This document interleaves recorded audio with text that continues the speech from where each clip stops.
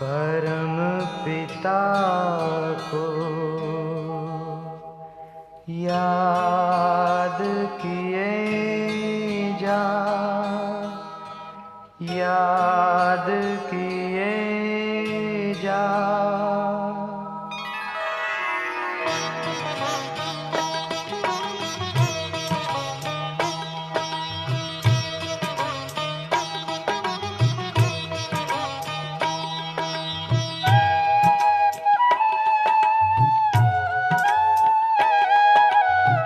परम पिता को याद किए जा,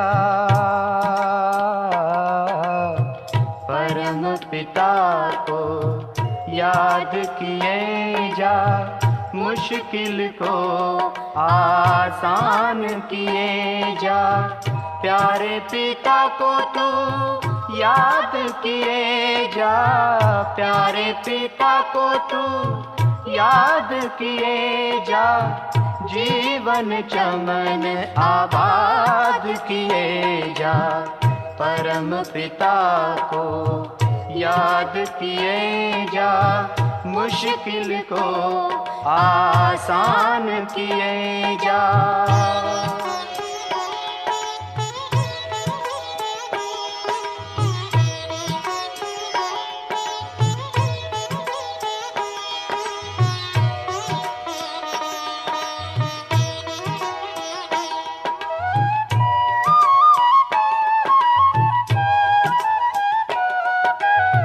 दुआओं से जीता है वो बेफिक्र है। दुआ के बिना हर दवा बेअसर है। दुआओं से जीता है वो बेफिक्र है। दुआ के बिना हर दवा बेअसर है। सेवा से सबकी दुआएं लिए जा, सेवा से सबकी दुआएं लिए जा। जीवन चमन आबाद किए जा।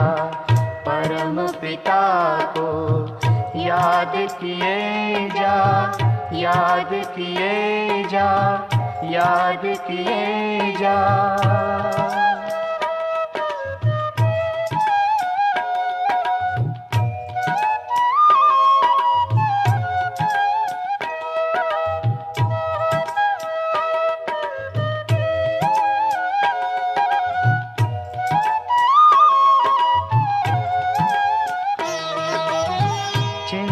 चिता है दुखी चित्त चंचल, योगी सदा शांत शीतल।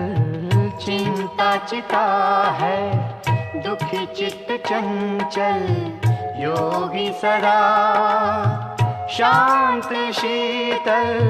मन ओम शांति से शांत किए जा, मन ओम शांति से शांत किए जा। जीवन चमन आबाद किए जा।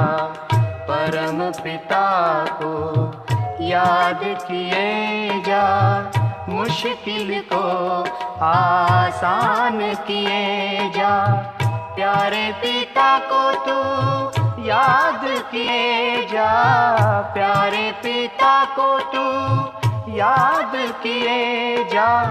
जीवन चमन आबाद किए जा। परम पिता को याद किए जा। मुश्किल को आसान किए जा। परम पिता को याद किए जा, याद किए जा, याद किए जा।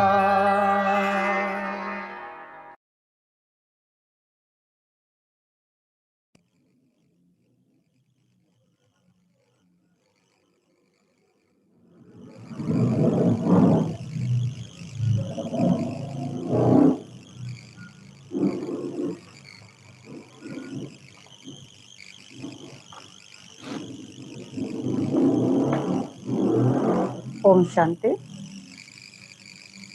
आज 19/11/2000 20 बाबा की महावाक्य है।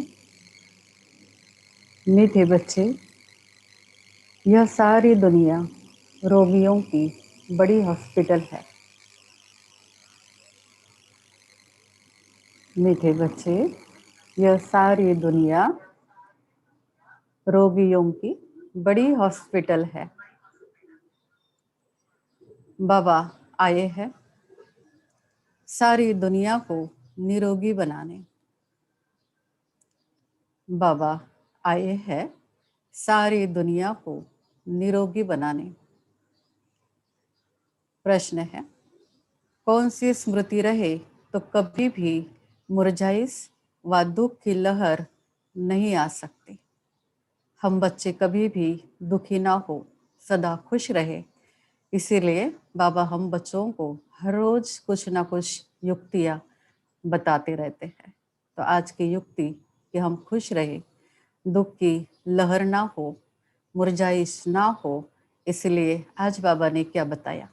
तो बाबा कहते, अभी हम इस पुरानी दुनिया पुराने शरीर को छोड़ घर में जाएंगे। स्मृति क्या हो? खुश रहना है, दुख की लहर ना हो।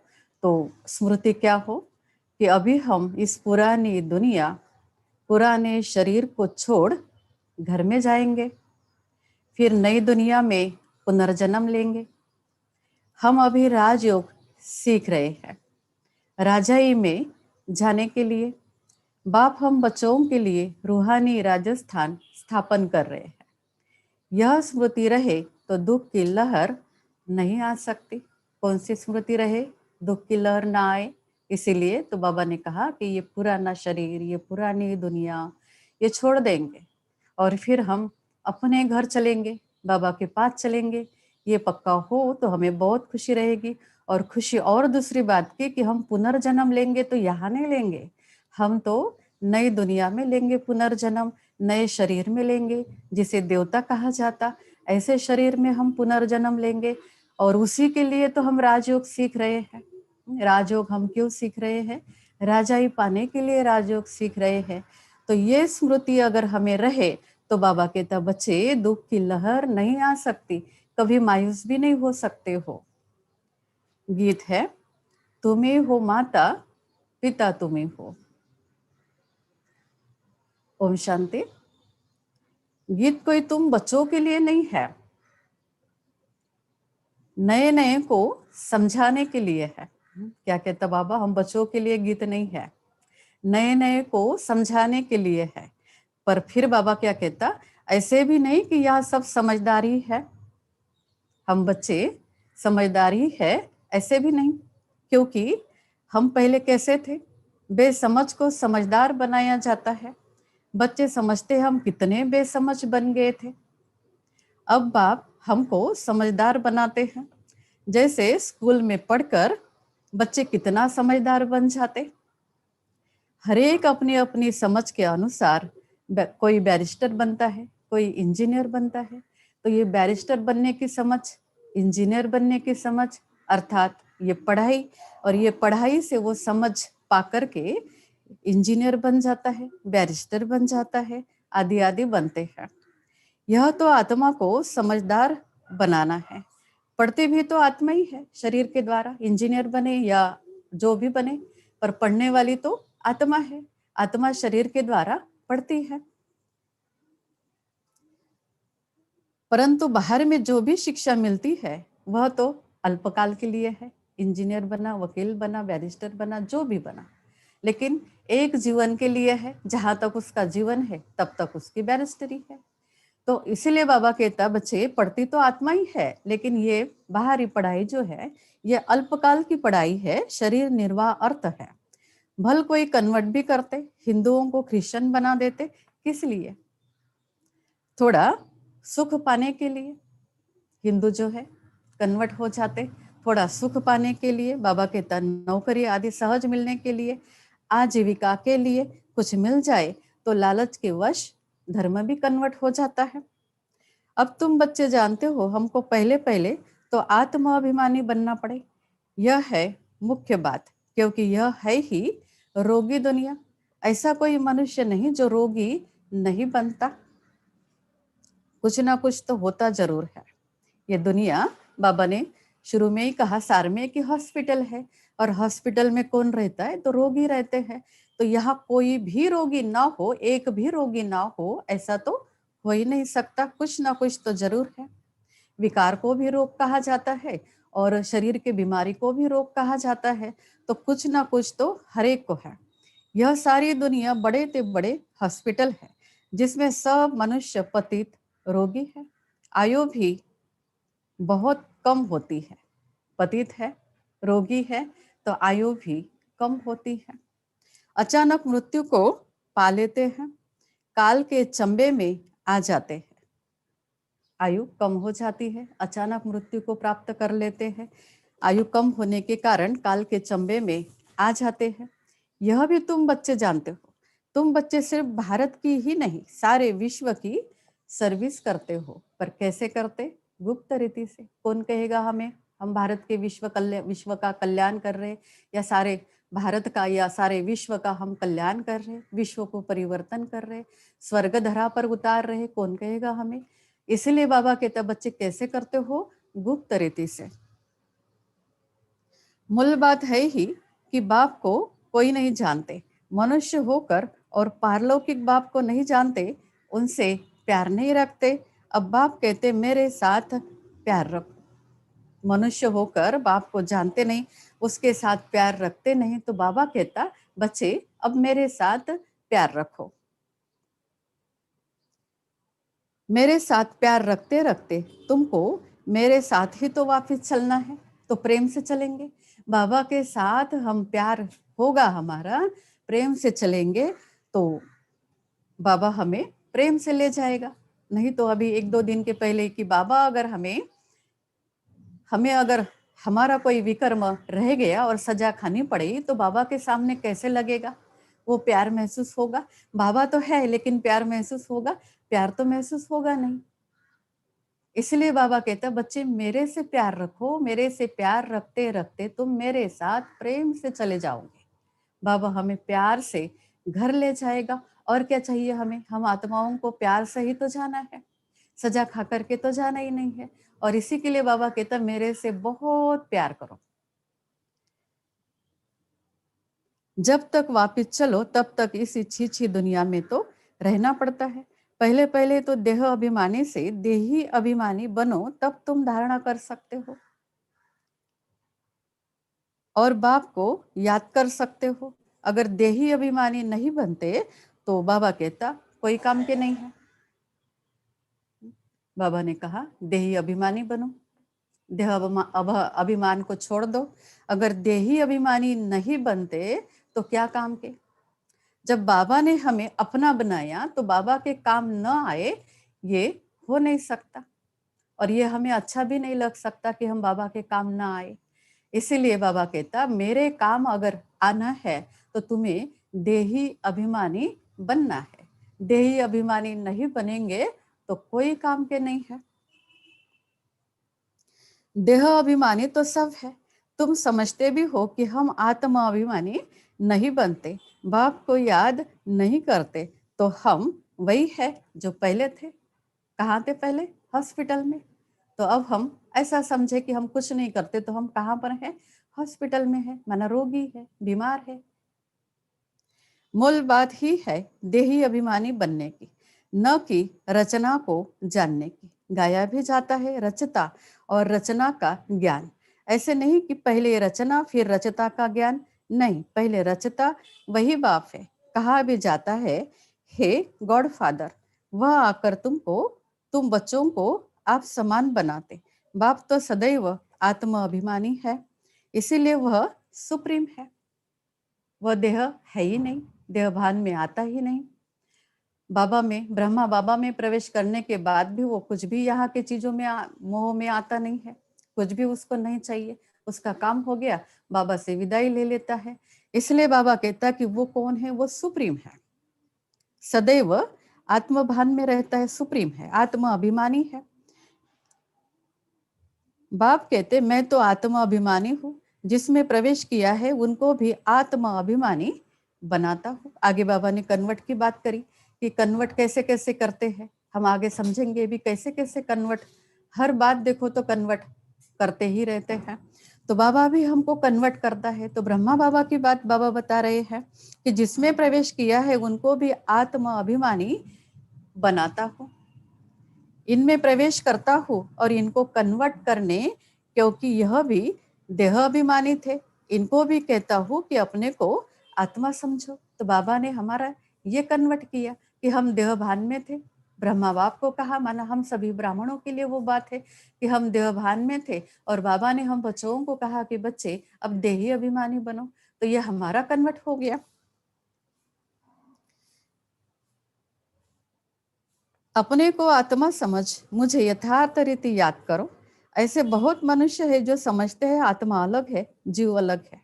आत्मा देह से निकल जाती है तो दो चीज हुई ना।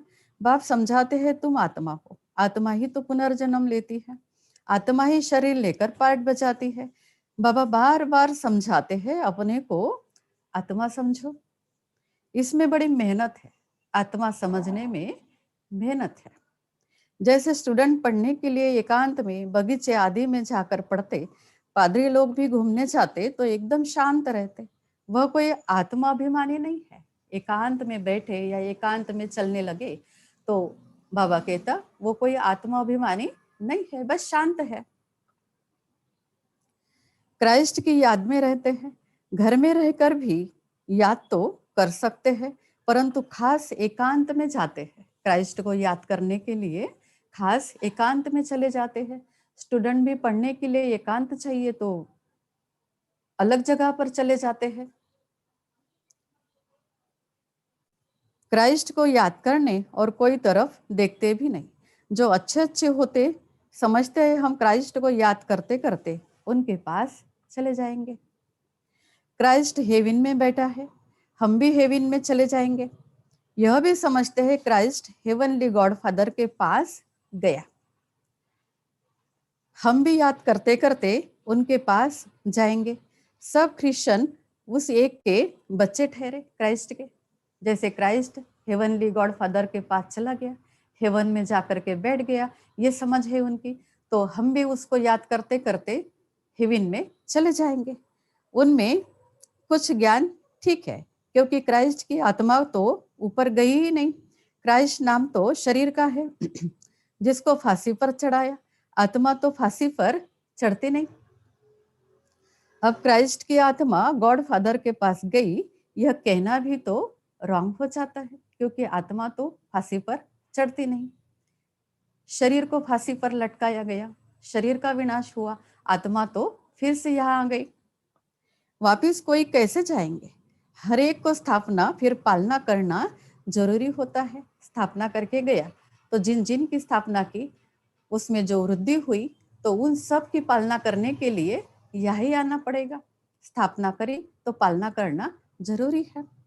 मकान को पोताई आदि कराई जाती है तो यह भी पालना है। बाबा उदाहरण देके समझा रहे, मकान का उदाहरण बाबा ने दिया। और ऐसे जो भी कहो कि हम जो भी चीजें आवश्यक हमारी जिसको हम यूज करते हैं उनको बाबा ने आज पालना कहा, लेकिन मेंटेन तो करना पड़ता है, उनको अच्छा तो रखना पड़ता है, बार बार उनकी साफ सफाई आदि जो भी उसके लिए करना पड़ता है, तो उसको बाबा ने पालना कहा।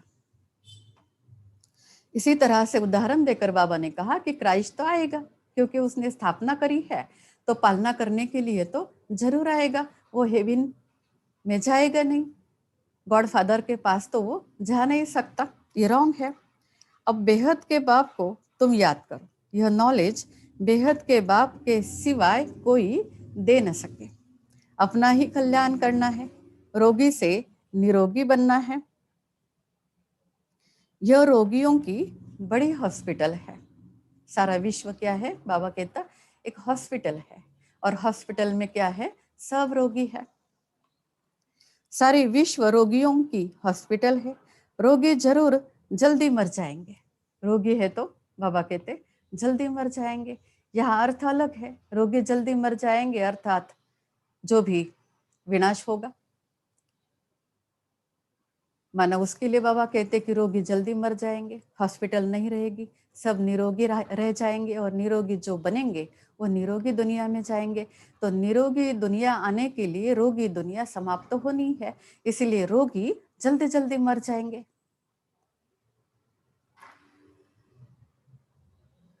बाप आकर इस सारे विश्व को निरोगी बनाते, ऐसे नहीं कि यहाँ ही निरोगी बनेंगे। बाप कहते निरोगी होते ही है नई दुनिया में, पुरानी दुनिया में निरोगी हो न सके। यह लक्ष्मी नारायण निरोगी एवर हेल्दी है, वह आयु भी बड़ी होती है, रोगी विशेष होते हैं, वाइसलेस रोगी नहीं होते। वह है ही संपूर्ण निर्विकारी। बाप खुद कहते इस समय सारे विश्व खास भारत रोगी है। तुम बच्चे पहले पहले निरोगी दुनिया में आते हो, निरोगी बनते हो याद की यात्रा से। निरोगी कैसे बनते? याद की यात्रा से। याद से तुम चले जाएंगे अपने स्वीट होम। जो बाबा कहता कि प्रेम, मेरे साथ प्रेम रखो, मेरे साथ प्रेम रखेंगे तो प्रेम से मैं साथ ले चलूंगा। तो ये हमारी यात्रा है। तो यात्रा करते करते हम स्वीट साइलेंस अपने घर में चले जाएंगे। यह भी एक यात्रा है, आत्मा की यात्रा, बाबा परमात्मा के पास जाने की। यह है स्पिरिचुअल यात्रा। यह अक्षर कोई समझ नहीं सकेंगे कि यह स्पिरिचुअल यात्रा क्या है। आज तक सबने शरीर की यात्रा देखी है, शरीर की यात्रा करते हैं, यात्रा पर जाते, वापस लौट करके आते हैं। लेकिन स्पिरिचुअल यात्रा हम बच्चे ही जानते हैं कि हम बाबा को याद करते करते वो समय आएगा और हमारी यात्रा पूरी हो जाएगी। हम बाबा के गोद में जा करके बैठ जाएंगे, अपने घर में चले जाएंगे। तुम भी नंबरवार जानते हो परंतु भूल जाते हो। मूल बात है यह समझाना भी बहुत सहज है, परंतु समझाए वह जो खुद भी रूहानी यात्रा पर हो। जिसने यात्रा की हुई है वही समझाएगा। जिस्मानी यात्रा करने वाले कैसे समझाते कि मैं ये देखा, वो देखा, ऐसा वैसा, कितनी सारी बातें करते रहते हैं, क्योंकि उन्होंने देखा, उन्होंने अनुभव किया, उन्होंने उन मूर्तियों को देखा, उन्होंने वहां के सारे दृश्य देखे, तो बताते रहते हैं। तो बाबा कहता यही बात हम बच्चों के लिए कि हम यात्रा करें, ये एक मुख्य बात है। पर वही रूहानी यात्रा पर हो, खुद रूहानी यात्रा पर हो तो वही समझाए। खुद होगा नहीं, दूसरे को बताएंगे तो तीर नहीं लगेगा। हम यात्रा पर है नहीं और यात्रा की भारी भारी बातें बताएंगे तो ये तो तोते जैसा हो जाएगा। तोता अगर मनुष्य के बोल बोलता है तो लोग कितने आकर्षित हो जाते हैं। वैसे हम भी अगर कुछ आध्यात्मिक बोल औरों को सुनाते हैं तो लोग आकर्षित हो जाते हैं, लेकिन तीर तो लगता नहीं है। इसलिए बाबा कहता खुद समझे होंगे, खुद यात्रा पर होंगे तो तीर लगेगा, नहीं तो तीर तो कितना भी समझाओ लग नहीं सकता। सच्चाई का जोहर चाहिए। हम बाबा को इतना याद करते हैं जो बस, बाबा कहता याद करते बच्चे, चार्ट की बात बाबा कई बार कहते, तो सच्चाई का जोहर चाहिए कि हम बाबा को कितना याद करते और कैसे करते, प्रेम से करते। तो हम प्रेम से बाबा को कितना याद करते, बस। स्त्री पति को कितना याद करती है, यह है पतियों का पति, बापों का बाप, गुरुओं का गुरु। गुरु लोग भी उस बाप को ही याद करते हैं। क्राइस्ट भी बाप को ही याद करते थे, परंतु उनको कोई जानते नहीं है। बाप जब आए तब आकर अपनी पहचान देवे। भारतवासियों को ही बाप का पता नहीं है तो औरों को कहाँ से मिल सकता है। विलायत से भी यहाँ आते योग सीखने के लिए, समझते हैं प्राचीन योग भगवान ने सिखाया। यह है भावना कि भगवान ने योग सिखाया और भगवान सिखा रहे हैं, तो समझ नहीं है, समय नहीं है, पर मान्यता है कि ये प्राचीन राजयोग भगवान ने सिखाया है। यह भावना है। बाप समझाते हैं सच्चा सच्चा योग तो मैं ही कल्प कल्प आकर सिखलाता हूँ, और एक ही बार सिखलाता हूँ, मैं बार बार तो नहीं आता हूँ, युगे युगे तो मैं आता नहीं हूँ। अंतिम समय तुम बच्चों के पास आता हूँ और राजयोग सिखलाता हूँ, जिसे प्राचीन राजयोग कहा जाता है। मुख्य बात है अपने को आत्मा समझ, बाप को याद करो। इसको ही रूहानी योग कहा जाता है। हमारी मुख्य बात, हमारी यात्रा की कहो, हमारी राजयोग की कहो, हमारी पढ़ाई की कहो, मुख्य बात क्या है? आत्मा समझना, बाबा को याद करना। सारे ज्ञान का सार क्या है? आत्मा समझना, बाबा को याद करना। याद करते करते अपने विकर्म विनाश करना और प्रेम से बाबा के साथ घर चले जाना, यही मुख्य बात है। इसको ही रूहानी योग कहा जाता है। बाकी सबका है जिस्मानी योग। ब्रह्म से योग रखते, वह भी बाप तो नहीं है, वह तो महतत्व है।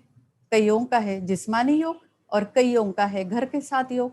जिस्मानी योग माना कोई गुरु आदि होते हैं तो अपने गुरु को ही सामने रखते हैं, गुरु के साथ ही योग लगाते हैं, तो जिस्मानी योग हो गया। वो सिखा रहा है, समझा रहा है, तो उसके साथ योग हो जाता है, तो जिस्मानी योग हो गया। एक शरीर दूसरे शरीर के साथ योग लगाता है। आत्मा की समझ नहीं है, बल मान्यता है कि आत्मा और जीव अलग अलग है, लेकिन आत्मा से आत्मा समझ करके योग तो लगाते ही नहीं है, इसीलिए जिस्मानी योग। और कईयों का है सन्यासी आदियों का जो योग है वो घर से योग लगाते, तो बाबा कहते घर महतत्व है, उससे योग लगाते हैं। रहने का स्थान है, तो राइट एक ही बाप है, एक बाप को ही सत्य कहा जाता। यह भी भारतवासियों को पता नहीं कि बाप ही सत्य कैसे है। ईश्वर सत्य कहते हैं, लेकिन सत्य है कैसे ये भारतवासियों को पता नहीं, इसीलिए सभी देवताओं को भगवान कहते हैं। अगर सत्य को समझ लेते तो सभी देवताओं को भगवान नहीं कहते, देवताओं को भी भगवान कहते, अपने गुरुओं को भी भगवान कहते, क्योंकि सत्य की समझ नहीं है। समझ न होने के कारण सर्वव्यापी हो जाता है। वही सचखंड की स्थापना करते जो सत्य बाप है। सचखंड और झूठखंड, तुम जब सचखंड में रहते हो तो झूठखंड पूरा तुम जब सचखंड में रहते हो तो वहां रावण राज्य ही नहीं होता। आधा कल्प बाद रावण राज्य झूठखंड शुरू होता है। सचखंड पूरा सतयुग को कहेंगे, फिर ट्रेवल कर, फिर झूठखंड पूरा कलयुग का अंत। अभी तुम संगम पर बैठे हो, ना इधर के ना उधर के, इधर नहीं हो और उधर पहुंचे नहीं हो, पर लक्ष्य है। इधर को हमने छोड़ दिया, जो बाबा ने कहा कि खुशी कैसे रहेगी, देहभान से अलग, पुरानी दुनिया से अलग, इन सब से अलग हो जाएंगे और स्मृति रहेगी कि हम राजों की पढ़ाई पढ़ रहे हैं, हम राजाई पाने वाले हैं, हम निरोगी शरीर में चले जाएंगे, हम पुनर्जन्म नई दुनिया में लेंगे। तो इन सारी बातों से हम इधर से छूट गए, पर उधर के भी नहीं है अभी तक। इधर से तो छूट गए पर उधर के भी नहीं है, क्योंकि लक्ष्य अभी थोड़ा दूर है, लक्ष्य को हम पा रहे हैं। इसलिए बाबा कहते बच्चे तुम रास्ते में हो, ट्रेवल कर रहे हो, इधर के भी नहीं हो और उधर के भी नहीं हो, उधर पहुंचने के लिए तुम्हारी तैयारी चालू है। तुम ट्रैवल कर रहे हो, आत्मा ट्रैवल कर रही है, शरीर नहीं। ट्रैवल आत्मा कर रही है, बाबा के पास पहुंचना, पहुंच करके आ जाना, फिर बाबा के पास पहुंचना, तो यात्रा आत्मा की चालू है, शरीर की नहीं।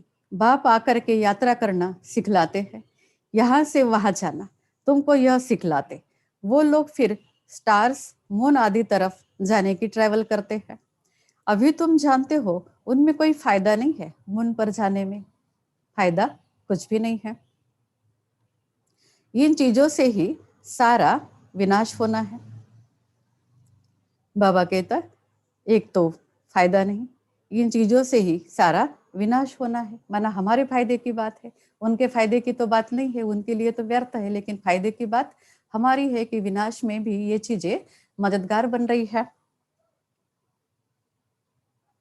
बाकी जो भी इतनी मेहनत करते सब व्यर्थ है।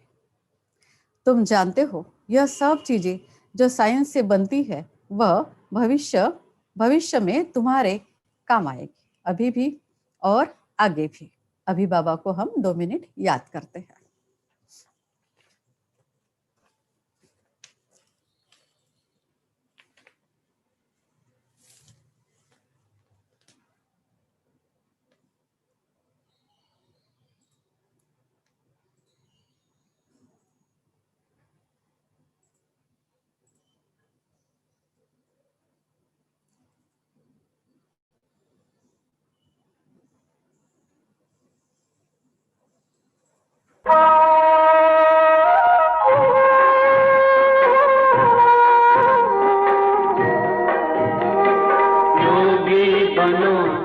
ज्ञानी बनो, योगी जीवन है प्यारा।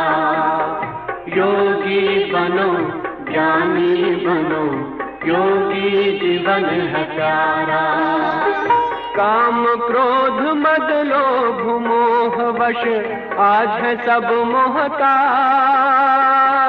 योग लगा कर पाप मिटा ले, स्वर्ग सजा ले तू आज। काम क्रोध मद लोभ मोह वश आज है सब मोहताज।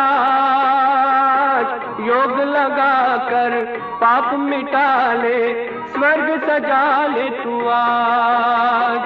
जन्म जन्म की प्यास बुझा ले, पावन बन कर आज। योगी बनो, ज्ञानी बनो, योगी जीवन है प्यारा।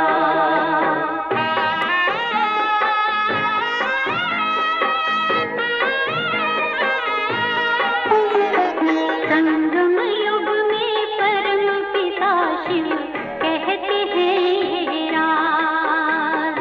तू है एक अविनाशी आत्मा, सुन लो मेरी आवाज। संगम युग में परम पिता शिव कहते हैं राज। तू है एक अविनाशी आत्मा, सुन लो मेरी आवाज। सुख शांति और पावनता से झोले भर लो आज। योगी बनो, ज्ञानी बनो, योगी जीवन है प्यारा।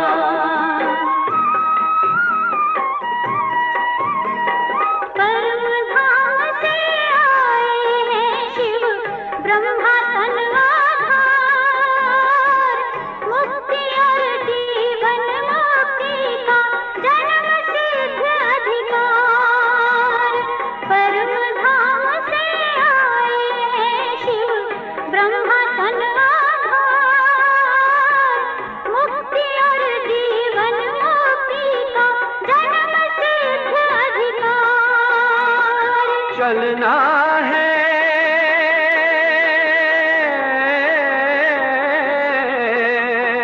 चलना है घर वापस, अब तो यही ज्ञान का सार।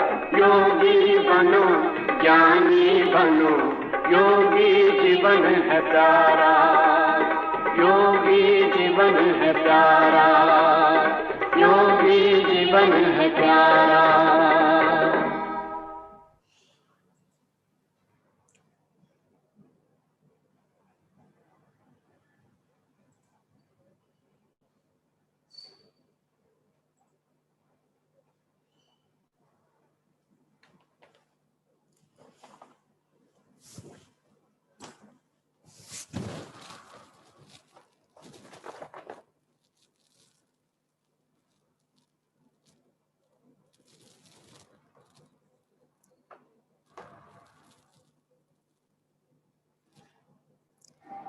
तो बाबा कहता, साइंस वालों की बात बाबा कर रहा था कि ये सब तुम्हारे लिए भविष्य में काम आएंगे। यह ड्रामा बना हुआ है। बेहद का बाप आकर पढ़ाते हैं तो कितना रिगार्ड रखना चाहिए। बेहद का बाप आकर के हम बच्चों को पढ़ाता है, हमारे पढ़ाने के लिए बाबा परमधाम घर से आ जाता है, केवल हमें पढ़ाने के लिए। तो रिगार्ड कितना रखना चाहिए। टीचर का वैसे भी बहुत रिगार्ड रखते हैं। टीचर फरमान करते, अच्छी रीति पढ़कर पास हो जाओ। अगर फरमान को नहीं मानेंगे तो नापास हो जाएंगे। बाबा को समझाना है कि जो मैं टीचर बनकर पढ़ा रहा हूँ, उस पढ़ाई को धारण करो। धारण करना माना ही रिगार्ड रखना। रिगार्ड रखना, हम पढ़ाई को धारण करेंगे। बाबा ने सुनाई हुई बातों को समय अनुसार वो बातें याद आएगी। ज्ञान के पॉइंट हमारी बुद्धि में रहेगी। और जैसा भी परिस्थिति हो, समय हो, कुछ भी समस्या हो, तो परिस्थिति अनुसार ज्ञान की पॉइंट याद आना माना ज्ञान को धारण करना। जब ये ज्ञान की पॉइंट याद आती है समय अनुसार, उस परिस्थिति के अनुसार कि इस समय के लिए बाबा ने ऐसा कहा था, माना हमने तब धारण करके रखा था और समय अनुसार परिस्थिति अनुसार हमें समझ मिली कि हाँ मेरे में है, तो मैं इस बात को या किसी समस्या को पार कर सकती हूँ ज्ञान के बल द्वारा। तो ज्ञान भी हमारे लिए बल है। इसलिए बाबा कहता कि बच्चे ज्ञान अर्थात टीचर का रिगार्ड रखो, ज्ञान बुद्धि में हो, पढ़ाई को धारण करो। बाप भी कहते हैं तुमको पढ़ाते हैं, विश्व का मालिक बनाते हैं। यह लक्ष्मी नारायण मालिक है, भल प्रजा भी मालिक है, परंतु दर्जे तो बहुत है ना। भारतवासी भी सब कहते ना हम मालिक है। गरीब भी भारत का मालिक अपने को समझेगा, परंतु राजा और उनमें कितना फर्क है। नॉलेज से मर्तबे का फर्क हो जाता है, नॉलेज हो तो मर्तबा ऊंचा मिल जाता है। नॉलेज में भी होशियारी चाहिए, पवित्रता भी जरूरी है, हेल्थ वेल्थ भी चाहिए। इन सभी बातों के बीच में पवित्रता जरूरी है। स्वर्ग में सब है ना। बाप एम ऑब्जेक्ट समझाते हैं। दुनिया में और कोई की बुद्धि में यह एम ऑब्जेक्ट होगी नहीं। तुम फट से कहेंगे हम यह बनते हैं। बाबा कहेगा बच्चे क्या बनना है, तो हम बच्चे फट से कहते लक्ष्मी नारायण बनना है, यह बनना है। सारे विश्व में हमारी राजधानी होगी। यह तो अभी पंचायती राज्य है। पहले थे डबल ताजधारी, फिर एक ताज, अभी 9 ताज। बाबा ने मुरली में कहा था यह भी चित्र हो, डबल सिरताज राजाओं के आगे सिंगल ताज वाले माथा झुकाते हैं। अभी बाप कहते मैं तुमको राजाओं का राजा डबल सिरताज बनाता हूँ। वह है अल्पकाल के लिए और यह है 21 जन्म के लिए राजाई की बात। पहली मुख्य बात है पावन बनने की, पर मुख्य बात क्या है? पावन बनने की। बुलाते भी है कि आकर पतित से पावन बनाओ, ऐसे नहीं कहते कि राजा बनाओ, पतित से पावन बनाओ। पतित है तो दुखी है तो पुकारते हैं, तो पतित से पावन बनाओ। अभी तुम बच्चों का है बेहद का सन्यास, इस दुनिया से ही चले जाएंगे अपने घर, बेहद का सन्यास, पूरे दुनिया का सन्यास। फिर हेवन में आएंगे, अंदर में खुशी रहनी चाहिए, जबकि समझते हम घर जाएंगे, फिर राजाई में आएंगे, फिर मुरझाइश दुख आदि, यह सब क्यों करना चाहिए? पता है हम बच्चों को, हम राज को जानते हैं, तो कैसे मुरझाइश? हम आत्मा घर जाएगी, फिर पुनर्जन्म नई दुनिया में लेंगे। बच्चों को स्थायी खुशी क्यों नहीं रहती? माया का अपोजिशन बहुत है, इसलिए खुशी कम हो जाती। बाबा सवाल पूछते हैं कि बच्चों को स्थायी खुशी क्यों नहीं रहती है? क्योंकि माया का अपोजिशन बहुत है, इसलिए खुशी कम हो जाती। पतित पावन खुद कहते हैं मुझे याद करो, खुशी चाहिए, माया का अपोजिशन मिटाना है, तो बाबा कहता बच्चे मुझे याद करो। तुम्हारे जन्म जन्मांतर के पाप भस्म होते जाएंगे। जब पाप भस्म होते जाएंगे तो खुशी बढ़ते जाएंगे, माया का अपोजिशन मिटता जाएगा। तुम्हारे जन्म जन्मांतर के पाप भस्म हो जाएंगे, तुम सदर्शन चक्रधारी बनते हो, जानते हो। फिर हम अपने राजस्थान में चले जाएंगे। या भिन्न भिन्न प्रकार के राजाएं हुए हैं, अब फिर रूहानी राजस्थान बनना है, स्वर्ग के मालिक बन जाएंगे। क्रिश्चियन लोग हेवन का अर्थ नहीं समझते, वह मुक्तिधाम को हेवन कह देते हैं। ऐसे नहीं कि हेवनली गॉड फादर कोई हेवन में रहते हैं, बाबा स्वर्ग में रहता है, नहीं। हेवनली गॉड फादर कहा जाता है, लेकिन हेवन में तो वो रहता नहीं है, उसके रहने का स्थान तो न्यारा है, शांति धाम में रहते हैं। अभी तुम पुरुषार्थ करते हो पैराडाइज में जाने के लिए, यह फर्क बताना है। पैराडाइज माना हेवन कहाँ पर है और भगवान कहाँ पर रहते हैं, हेवनली गॉड फादर कहाँ पर रहते हैं, यह फर्क बताना है। गॉड फादर है मुक्ति धाम में रहने वाला, हेवन नई दुनिया को कहा जाता है। फादर ही आकर पैराडाइज स्थापन करते, तुम जिसको शांति धाम कहते हो उनको वो लोग हेवन समझते हैं। इसलिए शरीर छूटता है, मरते हैं तो कहते भगवान के पास चला गया, या तो कहते स्वर्ग में चला गया। तो भगवान कहाँ पर है? स्वर्ग में है, ये समझते हैं।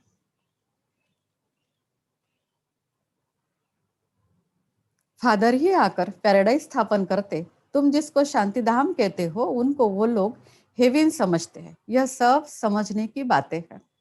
बाप कहते नॉलेज तो बहुत सहज है, यह है पवित्र बनने की नॉलेज, मुक्ति, जीवन मुक्ति में जाने की नॉलेज, जो बाप ही दे सकते हैं। पवित्र बनने की नॉलेज, मुक्ति, जीवन मुक्ति में जाने की नॉलेज, और यह नॉलेज एक बाबा ही दे सकता है। जब किसी को फांसी दी जाती है तो अंदर में यही रहता है, हम भगवान के पास जाते हैं। आगे बाबा ने क्राइस्ट के लिए बात करी थी कि आत्मा तो कहीं नहीं जाती है, फांसी तो आत्मा को नहीं होती है, फांसी तो शरीर को होती है। पर जब फांसी देते हैं तो समझते हैं कि हम भगवान के पास जाते हैं। फांसी देने वाले भी कहते गॉड को याद करो। गॉड को जानते दोनों ही नहीं, कहने वाला भी नहीं और जाने वाला भी नहीं, कोई नहीं जानते। उनको तो उस समय मित्र संबंधी आदि जाकर याद पड़ते हैं। गायन भी है, अंतकाल जो स्त्री सिमरे, कहने के लिए कह देते कि अभी तो हम भगवान के पास जा रहे हैं। लेकिन जिनके अंदर जीवन बिताया वही तो याद आते रहते हैं, कुछ भी याद आता है। जो जीवन में घटनाएं घटी वही याद आती रहती है, जिनके साथ जीवन जिया है वही याद आते रहते हैं। भगवान तो याद आता ही नहीं है, और पता ही नहीं है कि भगवान है कौन, तो याद भी कैसे आएगा। बस कहने के लिए कह देते कि हम भगवान के पास जा रहे हैं। मृत्यु के समय भी लोग मरने वाले को याद दिलाते हैं कि अभी राम राम कहो, पर राम कहाँ है, कौन है राम, कैसा है राम, पता ही नहीं है। तो ये कहने मात्र हो जाता जाता कहीं भी नहीं, यही आ जाता है। सतयुग में ही मोह जीत रहते हैं, वहां जानते हैं एक खाल छोड़ दूसरी ले लेंगे, वहां याद करने की दरकार नहीं। इसलिए कहते हैं दुख में सिमरन सब करे, सुख में करे न कोई। सुख है तो क्यों सिमरन करे, और सिमरन करने की तो अकल ही नहीं है। यहाँ दुख है इसलिए याद करते, भगवान से कुछ मिले। दुख है तो भगवान से कुछ मिले, इसलिए याद करते हैं। वहां तो सब कुछ मिला ही हुआ है। तुम कह सकते हो हमारा उद्देश्य है मनुष्य को आस्तिक बनाना, धनी का बनाना। अभी सब निधन के हैं, हम धन का बनते हैं। सुख शांति संपत्ति का वर्षा देने वाला बाप है। हमारा उद्देश्य क्या है? सभी मनुष्यों को बाप का बनाना, क्योंकि संपत्ति किसके पास है? बाबा के पास है। सब बाबा के बन जाए तो अपने आप संपत्तिवान बन जाएंगे, दुख से छुट जाएंगे। यह हमारा उद्देश्य है। इन लक्ष्मी नारायण की कितनी बड़ी आयु थी, यह भी जानते हैं। भारतवासियों की पहले पहले आयु बहुत बड़ी रहती है, अब छोटी है। क्यों छोटी हुई है यह कोई भी नहीं जानते। तुम्हारे लिए तो बहुत सहज हो गया, समझना और समझाना। सो भी नंबरवार है, समझानी हर एक की अपनी अपनी है। जो जैसी धारण करते हैं ऐसे समझाते हैं। बाबा कहते समझना है और समझाना है, पर समझानी सबकी अपनी अपनी है। जो जैसा धारण करते हैं वैसा समझाते हैं।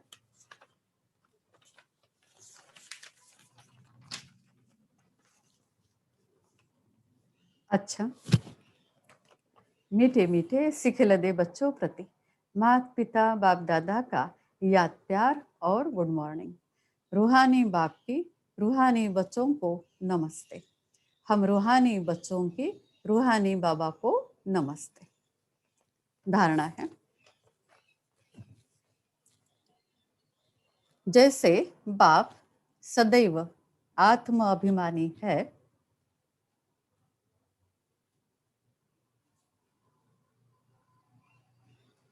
जैसे बाप सदैव आत्म अभिमानी है, ऐसे आत्म अभिमानी रहने का, ऐसे आत्म अभिमानी रहने का पूरा पूरा पुरुषार्थ करना है।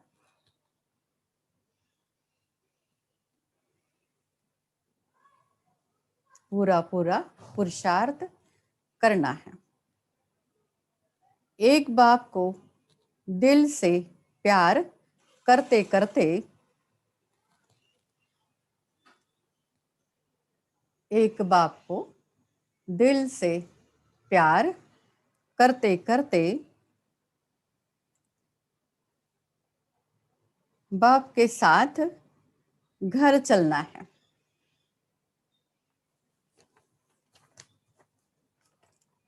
बाप के साथ घर चलना है। दूसरा है, बेहद के बाप का पूरा पूरा रिगार्ड रखना है।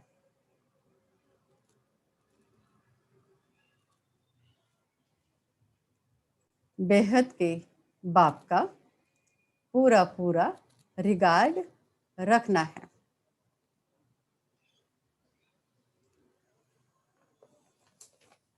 अर्थात बाप के फरमान पर चलना है। आज का फरमान क्या है बाबा का? बाबा ने कहा, बच्चे अच्छी रीति से पढ़ाई पढ़ो, पास हो जाओ, नापास नहीं होना है। यह आज का फरमान है। बाप के फरमान पर चलना है। बाप का पहला फरमान है, बच्चे अच्छी रीति पढ़कर पास हो जाओ।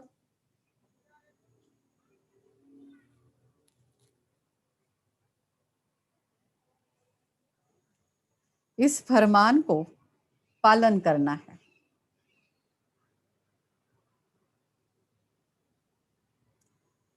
इस फरमान को पालन करना है। वरदान है,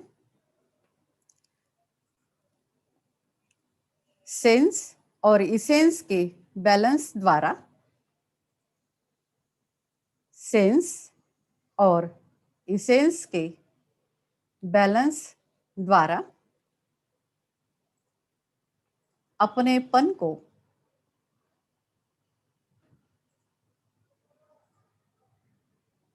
स्वाहा करने वाले, स्वाहा करने वाले विश्व परिवर्तक भव। विश्व परिवर्तक भव। सेंस और इसेंस के बैलेंस द्वारा अपनेपन को स्वाहा करने वाले विश्व परिवर्तक भव। समझाते हैं बाबा। सेंस अर्थात ज्ञान की पॉइंट्स, समझ, और इसेंस अर्थात सर्वशक्ति स्वरूप, स्मृति और समर्थ स्वरूप। सेंस ज्ञान की पॉइंट्स और इसेंस शक्ति स्वरूप की स्मृति अर्थात समर्थ स्वरूप। इन दोनों का बैलेंस हो तो अपनापन व पुरानापन स्वाहा हो जाएगा। ये दोनों की स्मृति रहे और दोनों में बैलेंस रहे तो अपनापन, पुरानापन, देवभान, पुराने संस्कार स्वाहा हो जाएंगे। हर सेकंड, हर संकल्प, हर बोल और हर कर्म विश्व परिवर्तन की सेवा प्रति स्वाहा होने से विश्व परिवर्तक स्वतः बन जाएंगे। अपनापन स्वाहा हो गया, पुरानापन स्वाहा हो गया और नया क्या आया कि हम है विश्व परिवर्तक। और विश्व परिवर्तक है तो हमारा हर सेकंड विश्व के परिवर्तन के लिए हो, हमारा हर संकल्प विश्व के परिवर्तन के लिए हो, हमारा बोल, हमारा कर्म विश्व के परिवर्तन के लिए हो, अर्थात रूहानियतता हो तो विश्व परिवर्तन। जो अपनी देह की स्मृति सहित स्वाहा हो जाते हैं, उनके श्रेष्ठ वाइब्रेशन द्वारा वायुमंडल का परिवर्तन सहज हो जाता है। देवभान से न्यारा होना, अपनी देह को भी स्वाहा कर देना, तो बची क्या? आत्मा। अब आत्मा ही बची है तो संकल्प क्या आएंगे? जो बाबा ने दिया। जो बाबा ने दिया तो बाबा के काम में, तो बाबा के काम में अर्थात ही विश्व के परिवर्तन के कार्य में। तो बाबा कहता वायुमंडल का परिवर्तन सहज हो जाता है। स्लोगन, प्राप्तियों को याद करो, प्राप्तियों को याद करो, तो दुख व परेशानी, दुख व परेशानी की बातें भूल जाएंगे। दुख व परेशानी की बातें भूलना है तो प्राप्तियों को याद करना है। आज बाबा ने खास करके यात्रा की बात कही कि तुम ट्रैवल कर रहे हो, हम बच्चे ट्रैवल कर रहे हैं, बाबा के पास जा रहे हैं, यात्रा पर है, और खुशी रहे तो हमारे स्मृति में क्या होना चाहिए कि हम बाबा के पास जाएंगे, फिर वापस आएंगे तो यहाँ नहीं आएंगे, हॉस्पिटल में नहीं आएंगे, हम तो पुनर्जन्म लेंगे तो राजाई घराने में पुनर्जन्म लेंगे, निरोगी दुनिया जहाँ पर है, जिसे हेवन कहा जाता है, वहाँ जाएंगे। तो हमें इस तरह से ही यात्रा करनी है। आज जो बाबा ने कहा तो यात्रा करना है, तो इस तरह से ही यात्रा करना है कि हमें समझना है। जो बाबा ने कहा, कन्वर्ट की बात कही बाबा ने, कन्वर्ट की बात बाबा ने कही तो एक बात याद आ गई कि जो हमेशा हम सुनते हैं, छोटी सी स्टोरी फिर से सुना देते हैं कि एक गुरु थे और उनके शिष्य थे, नए नए शिष्य थे, बहुत भोले भाले थे। उन्होंने कहा कि गुरु हमको ध्यान सीखना है। तो गुरु ने एक छोटी सी जो गुफा कहते हैं, तो वो गुफा की तरफ इशारा किया और कहा कि जहाँ जाओ वहाँ बैठ जाओ और ध्यान करो। तो शिष्य जाकर के इतनी सी छोटे सी जगह में जैसे तैसे वो जाके तो बैठ गया, पर उसके समझ में नहीं आया कि मैं ध्यान क्या करूं। गुरु ने तो कहा कि ध्यान करो और मैंने भी कहा कि मुझे ध्यान करना है, लेकिन ध्यान क्या करूं। तो वहां से आवाज लगाने लगा कि गुरुदेव मैं ध्यान क्या करूं। तो फिर गुरु ने कहा कि ऐसा करो, तुम 7 दिन तक अपने आप को भैंस समझो। तो वो भैंस समझने लगा। फिर गुरुजी ने ये भी कहा कि मैं 7वें दिन आ जाऊंगा। तो वो अपने आप को ध्यान करने लगा, अपने आप को भैंस समझने लगा। 7 दिन हो गए, गुरुजी आ गए और गुरुजी ने फिर आवाज लगाया कि आ जाओ बाहर। तो वो बाहर आया भी नहीं और आवाज भी नहीं दे रहा था। गुरु ने 2-4 बार आवाज लगाई कि बाहर आ जाओ, बाहर आ जाओ, पर वो तो बाहर आने का नाम ही नहीं ले रहा था और आवाज भी नहीं दे रहा था, कि कुछ बोल ही नहीं रहा था। तो फिर गुरु ने जोर से कहा कि आओ बाहर, नहीं तो मैं अंदर आ जाऊंगा। तो फिर वो कहने लगा कि गुरु मैं कैसे बाहर आऊं, मेरे तो बड़े बड़े सिंह निकल के आए हैं, मैं तो भैंस हूं और ये छोटा सा जो भी इसका झरोका है, मैं इससे कैसे बाहर आ सकता हूँ। ये बात हमने कई बार सुनी है। इस बात में 2-3 बातें याद आ जाती है कि एक तो वो गुरु सदगुरु नहीं बन सकता, सदगति नहीं कर सकता, माना वो भगवान नहीं है। गुरु को भगवान जो कहते हैं तो वो भगवान है नहीं, क्योंकि वो सदगति किसी की कर ही नहीं सकता। भगवान एक ही है जो सर्व की सदगति करता है, उसे ही भगवान कहा जाएगा। दूसरी बात कि मनुष्य गुरु मनुष्य से जानवर बना देते हैं, मनुष्य से ऊंचा नहीं उठाया, मनुष्य से जानवर बना दिया, कहा कि तुम भैंस हो और वो भैंस बन गया। सारा खेल तो स्मृति का ही है। पर सतगुरु जो सत्य रूहानी राजस्थान जो स्थापना कर रहे हैं, तो हमारे सदगुरु मनुष्य से देवता बनाते हैं और गुरु मनुष्य से जानवर बनाते हैं। ये भी बात उसमें आ जाती है और खेल तो सारा स्मृति का है। तो बाबा ने कहा कि यात्रा करना है, तुम ट्रैवल पर हो, ना तुम इधर हो ना तुम उधर हो। तो पुराना हम क्यों नहीं भूल जाते। शरीर छूटने के पश्चात कहा जाता है कि फलाना भाई, फलानी माता जी, फलानी बहन जी बाबा के गोद में चली गई। तो दूसरे बोले उसके पहले हम ही क्यों नहीं अनुभव करते बाबा के गोद में जाने का, बार बार बाबा के गोद में जाने का। तो आज बाबा ने ट्रैवल कहा है कि यात्रा पर हो, तुम इधर के नहीं हो, उधर के भी नहीं हो, लेकिन उधर जा रहे हैं। पर उधर जाने के पहले हमको घर जाना है। तो घर जाने के लिए हम यही बात याद करें कि मैं तो आत्मा हूं, ये शरीर यहाँ का है, यह हॉस्पिटल में पड़ा हुआ शरीर है, इसकी मुझे कोई परवाह नहीं है, इसकी मुझे कोई लेन देन नहीं है। रोगी शरीर को मैं क्यों याद करूं, मुझे तो निरोगी शरीर में जाना है। और शरीर छोड़ करके बाबा के गोद में गए, बैठ गए। अब आए तो निरोगी शरीर में आ गए, ये याद करना है बार बार। आ गए तो हम निरोगी शरीर में आ गए। अब निरोगी शरीर तो हमारा कितना सुंदर है। अब बार बार अगर हम वही शरीर में आएंगे, जाएंगे, बाबा के पास बैठेंगे, गोद में बाबा के आ जाएंगे, निरोगी शरीर में पहुंच जाएंगे, अपना निरोगी शरीर देखने लगेंगे। जो बाबा ने कहा तुम्हारा लक्ष्य क्या है, तो हम हाथ उठाते हैं, ये बनने वाले हैं। तो जो बनने वाले हैं उसी शरीर में अगर हम बार बार बैठेंगे तो जो भी बीमारी है इस शरीर को हम धीरे धीरे भूलते जाएंगे, ये भी फायदा हो जाएगा। और ये शरीर भी भूलता जाएगा और इस शरीर की बीमारी जो है उससे भी हम परे रहते जाएंगे। तो यात्रा करने के लिए बाबा ने आज बहुत सुंदर बातें ये बताई कि बच्चे तुम्हें खुशी में रहना है तो अपने आप को ये स्मृति दिलाओ कि घर आना है और घर से फिर वापस जा करके पुनर्जन्म जो लेंगे तो निरोगी शरीर में अपनी हेवन में हमको आना है। अच्छा, ओम शांति।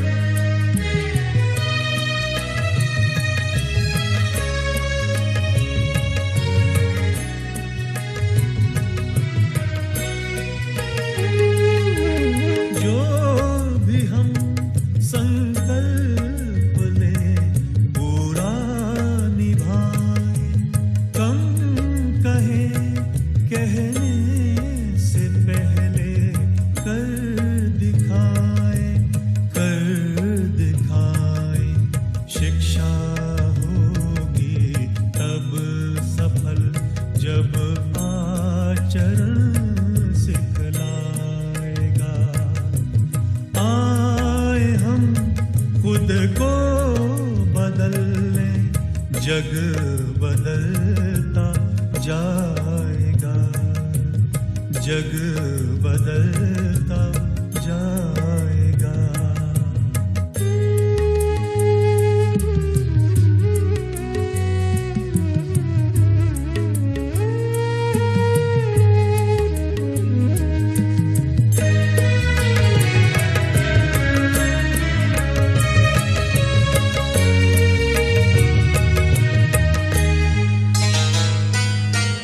कथनी करनी एक करके एकता होगी, धारणा से जिंदगी में दिव्यता होगी, दिव्यता होगी। धर्म का है मर्म क्या, ये कर्म ही बतलाएगा। आए हम खुद को बदल लें, जग बदलता जाएगा, जग बदलता जाएगा।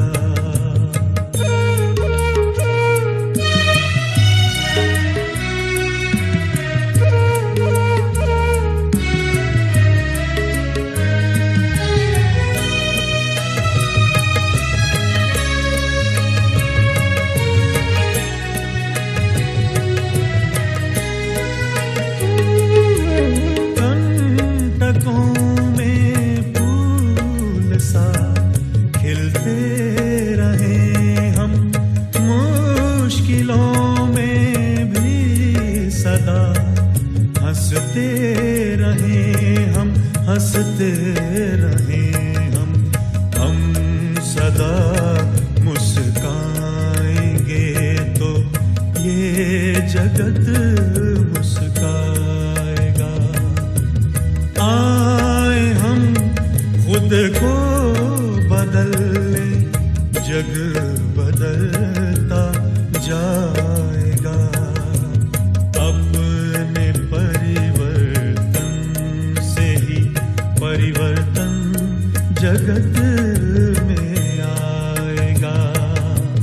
आए हम खुद को बदल लें, जग बदलता जाएगा, जग बदलता जाएगा, जग बदलता जाएगा, जग बदलता जाएगा।